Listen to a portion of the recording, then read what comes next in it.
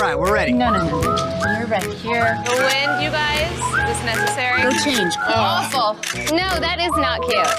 Yeah, go on. I need someone to make me laugh. Where's Kim? Kim is always late. Here. Get out of our way. Stop.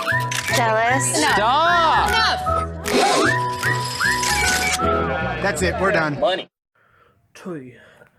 Azmina opened her eyes to see that she was no longer in her backyard. Instead, she was standing in the middle of the forest. Up close, it was even more beautiful than it had seemed from her yard.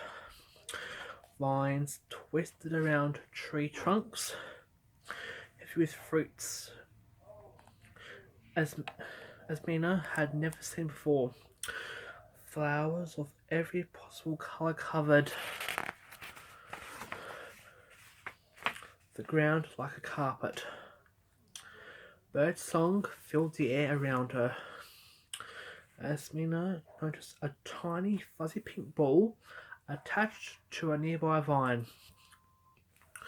As she watched, the ball began to grow right before her eyes. Within seconds, a perfect ripe fruit had formed. It looked like a peach, but smelled like raspberries. Azmina couldn't resist picking it and taking a bite. To her surprise, it tasted exactly like chocolate. What was this place? The tropical smells tickled her nose, and soon Azmina felt a sneeze building up. Azmina opened her mouth, threw back her head and achoo. She just loved sneezing. It always felt scratching, like a troublesome itch.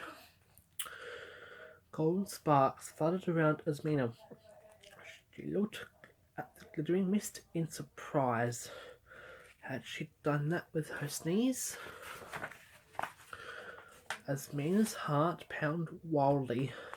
Something amazing was going on. But what exactly? Through the tree, Azmina spotted a shimmering lake. Azmina decided to check it out and started to jog towards it. She had always been a fast runner, but today her legs felt stronger and faster than ever before. Soon she was sprinting through the trees at top speed. She reached the lake shore in no time. Skidding to a stop at the lake's edge, Azmina peered in. When she saw the water, it made her gasp. Staring at her back of the surface was some kind of magnificent creature. Azmina leapt away from the lake. She whipped around to face whatever it was that was standing behind her, but she was all alone. She looked from left to right. Nothing. Maybe the creature was underwater. Maybe she imagined the whole thing. Azmina crept back to the lake and looked once more. There it was again. It was covered in golden scales that sent tiny creatures of light across the water's surface. 2 elegant golden ears twitched on top of its head. Around its eyes were swirling patterns. It was a dragon.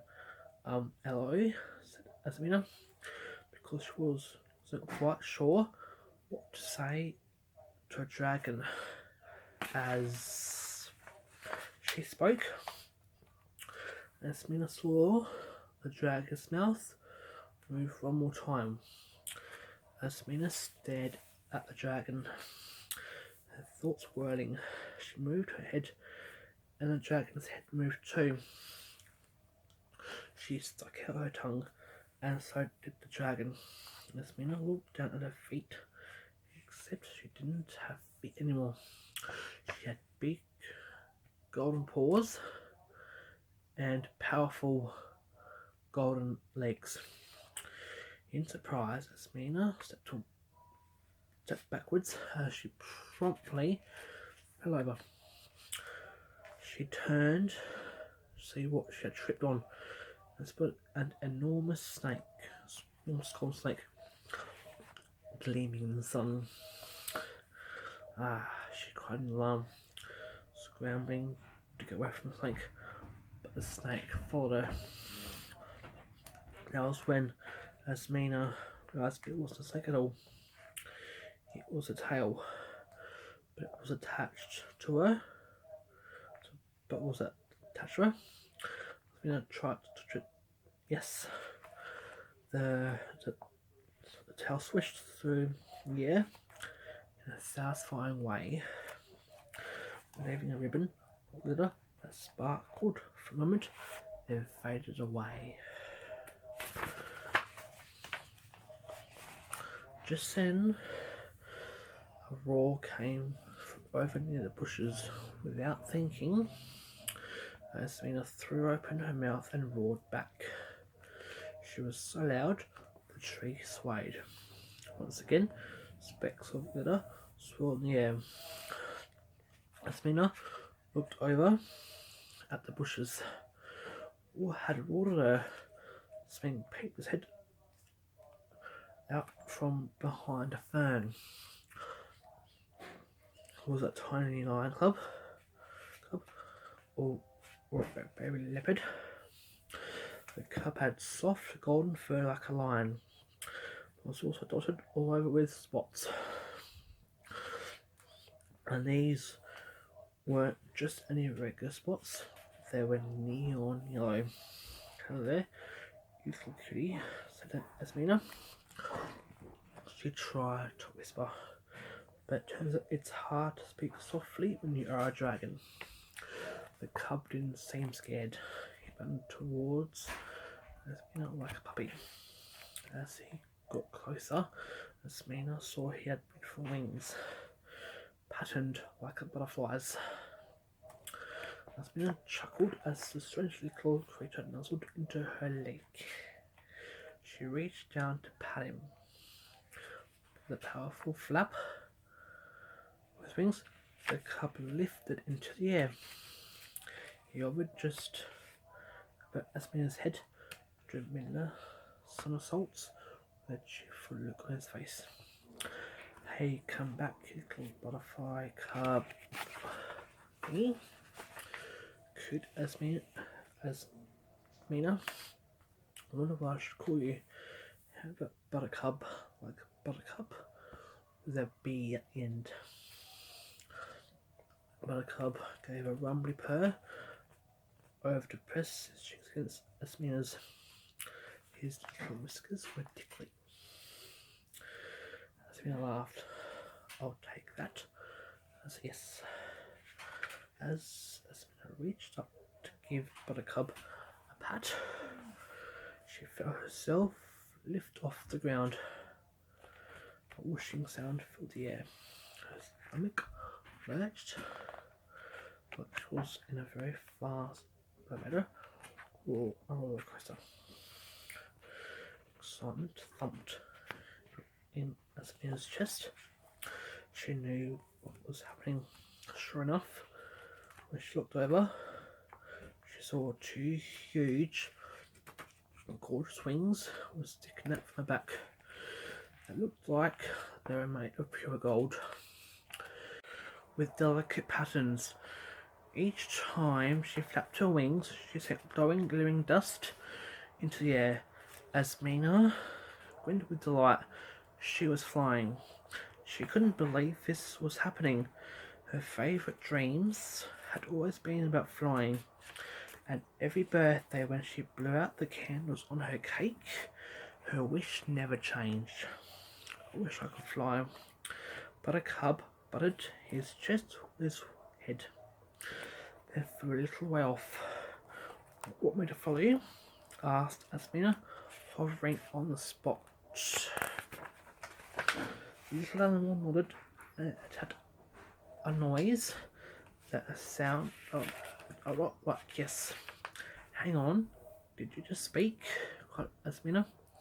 No, purred Buttercup. You just imagined it.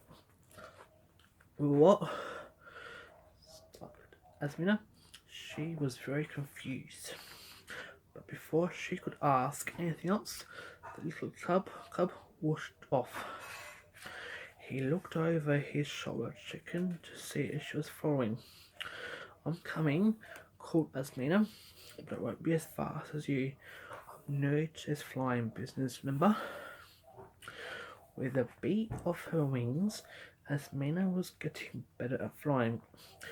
All the same, she stayed fairly close to the ground, just in case if she fell.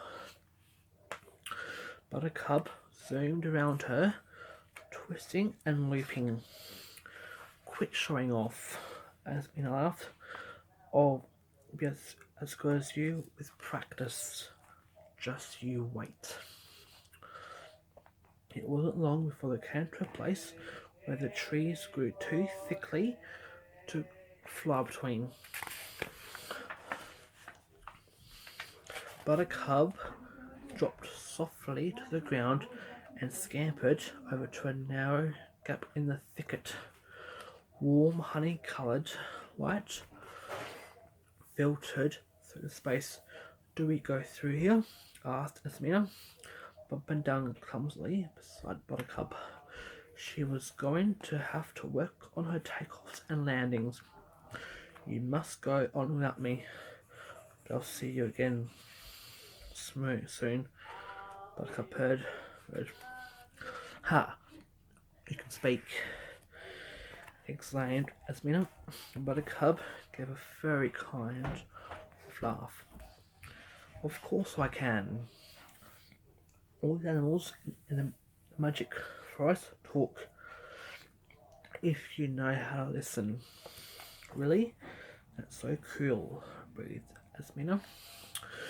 Somehow this was almost as exciting as discovering she was a dragon. Azmina felt sad to leave Buttercup, but she was very curious to see what lay beyond the trees. She gave him a thank you and a scratch between his ears, took a deep breath and squeezed through the gap. It was a tight fit and the branches scratched her.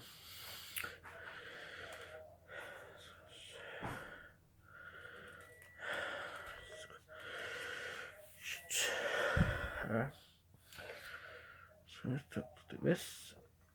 But Azmina pushed on. What would she find on the other side?